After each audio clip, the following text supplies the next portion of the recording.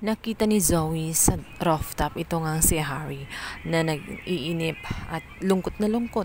Minumuni-muni ang mga nangyayari sa kanyang buhay at sa nagaganap sa kanyang ama. Dating masaya sila ng kanyang ama, subalit sa isang iglap ay bigla na naglaho ang lahat at naging miserable ang kanyang buhay.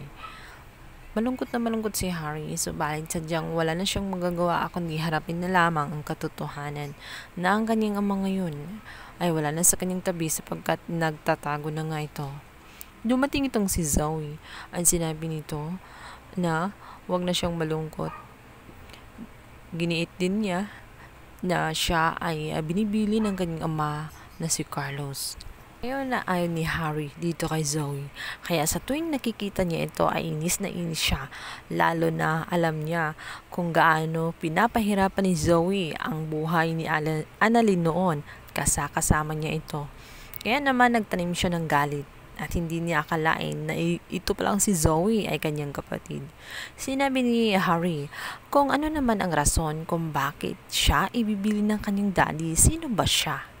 Isa ba siya sa mga lihim ng kanyang ama? Na-guilty itong si Zoe. Hindi nararapat na malaman ni Harry ang katotohanan tungkol sa kanya at ng kanyang ama. Kaya naman agad siyang nagpalusot. Sinabi nito na napalapit lang umano siya kay Doc Carlos dahil sa mga nagdaang panahon ay nung time na galit ang mga pamilya niya ay kay Doc Carlos siya lumalapit upang humingi ng advice. Noong mga time na kailangan niya ng isang ama na masasandalan at mahihingahan ng kanyang mga problema, naging isang mabuting kaibigan itong si Carlos sa kanya. Hindi pa rin maintindihan ni Harry ang gustong mangyari nga nitong si Zoe. Nagtataka siya kung bakit ganoon ang kanilang ugnayan, kung bakit sila ganoon ka-close. Kaya naman sinabi ni Harry na okay lang umano siya at hindi na niya kailangan ng isang tao na magko-comfort sa kanya. Ang mabuti umanong gawin ni Zoe ay alalahanin ang kanyang sarili dahil siya, kahit na may pamilya siya, ay tela nag-iisa siya at miserable. Dapat umano ay buhay niya ang kanyang ayusin. Nagawa si Zoe dahil totoo naman ang sinabi nitong si Harry. Nagpatuloy na lang siya ng kanyang mga luha. Kapatid siya, subalit hindi niya maipakilala ang kanyang sarili. Mas gusto na nga lang niyang itago ang totoo dahil ayaw niyang malantad ang totoo na hindi talaga siya totoong tanyag sapagkat anak nga siya ni Carlos. Sa kabilang banda, naisipan na nga lang ni Zoe na dalawin ang kanyang ina upang mangumusta. At dito nga'y nailahad niya ang katotohanan na itong si Carlos ay hanggang ngayon ay nagtatago pa rin.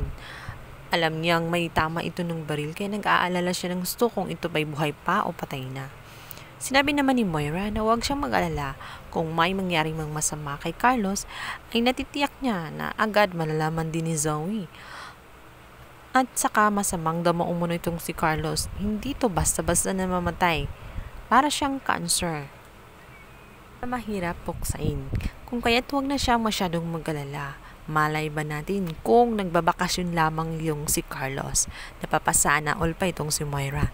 Yan naman itong si Zoe ay mangyak-ngyak na at sinabi nito na nagawa pa ni Moira na magbiro sa kabila ng mga pangyayaring kanyang naranasan. Naiiyak si Zoe sa kanyang sitwasyon sapagkat miserable nga daw ang kanyang buhay. Wala na si Carlos. Nagtatago na ito. Wala pa sa kanyang tabi itong si Moira. Sa loob ng bahay, tela isa siyang multo na hindi nakikita ng lahat. At sa loob naman ng trabaho, ay pinagtutulungan siya ng kanyang mga katrabaho at binubuli. Madalas siyang nagkakaroon ng kaaway dahil na rin sa mga chismis tungkol kay Carlos. Maging si Harry ay nilalayuan siya ang natitira niyang kapatid, subalit ayaw naman din sa kanya. Kaya miserable ang kanyang buhay. Nag-iisa siya at napakalungkot ng kanyang sarili. Kaya naman sinabi ni Moira na tumigil na siya sa kanyang kada drama. Walang mangyayari.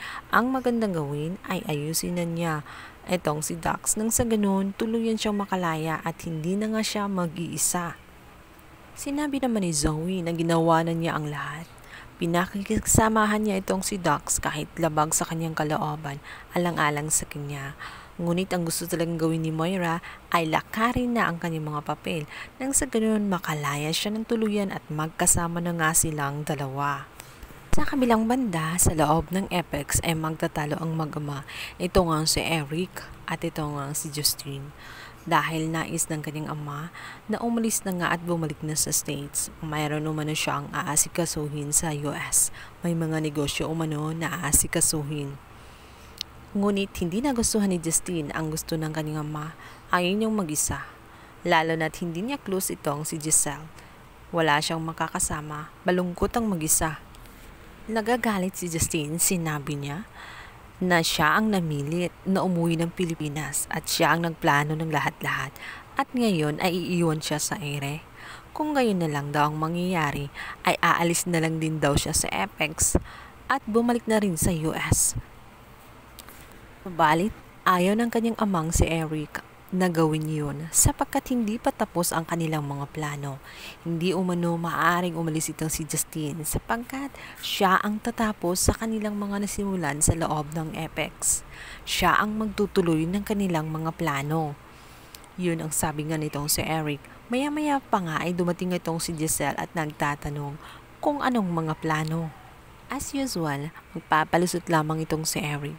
Dito na rin ilalahad niya ang katotohanan na talagang aalis siya at pupunta na nga siya ng US. Kinukumbinsi din niya itong si Justine na manatili na lamang, subalit nagkatalo nga sila at hindi nagkaintindihan. Dito na nga ay malungkot na sinabi ni Giselle na paano na lang umano siya kung wala na nga itong si Eric. Hindi sila close ni Justine. Kapag magkaaway umano si Justine at itong si Giselle, sino na lang ang magkakalma dito kay Justine? Alam naman yan na sa kanya lang nakikinig itong si Justine. Malayong malayo ang loob ni Justine sa kanya. At paano na lang umano sila magkakalapit? Dito nga ay sinabi ni Eric na may tiwala siya sa kakayahan ni Giselle. At darating din ng araw na magkakalapit nga itong si Justine at itong si Giselle. Lingid sa kalaman ni Giselle, may ibang pakay itong si Eric. Dito nga ay nakuha na niya ang budget mula sa Apex at dadalhin na nga niya sa US. Magugulat na lang sila kung bakit mayroong malaking nabawas na budget. Sa kabilang banda, bago pa man aalis itong si Eric, ay dito nga ay maglakas loob itong si Eric na tulungan nga itong si Moira. Bibigyan niya ito ng pera at bibigyan niya ng matinong abogado. Kaya naman gulat na gulat itong si Moira kung bakit ito nais gawin ni Eric. Subalit, gusto ni Moira na makalaya na kaya naman papatusin na niya ang offer nitong si Eric. Excited na excited si Moira na makalaya. Hindi niya alam na gagamitin lang siya ni Eric dahil alam niya kapag nasa labas na nga itong si Moira ay madedestruct na naman itong si Giselle at itong si RJ.